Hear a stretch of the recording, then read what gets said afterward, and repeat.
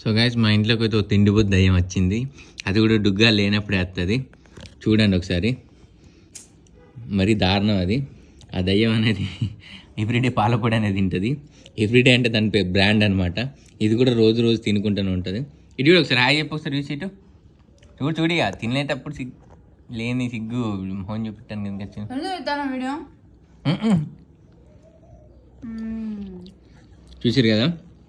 డుగ్గాడు స్కూల్కి పోగానే పాలపొడి ప్యాకెట్ పెట్టావు అట్లా తింటుంది అనమాట.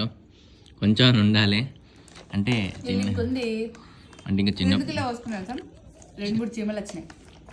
ఆ చీమలు వచ్చి మొత్తం తింటే అయిపోతాను. నేనే తినాలి. ఇది చీమలు వచ్చి తింటే ఎందుకు ఊరుకుంటాం? వచ్చిమా డుగ్గాడు వస్తాడు. డుగ్గాడు వచ్చిన తర్వాత నాకు చెప్తావు ఏమని. అద్దు దానికి జలుబు అవుతుంది, దగ్గు అవుతుంది, నంజు అవుతుంది. నేను ఎవరు తెమ్మన్నాడు మరి అది? అది ఏం కొనుక్కున్నాను నేను తినడానికి. నువ్వు ఇంతకుముందు తిన్నాగా ఒక స్పూన్ తిని అడిగిపోయి వీడియో ఇస్తాను ఇంకా.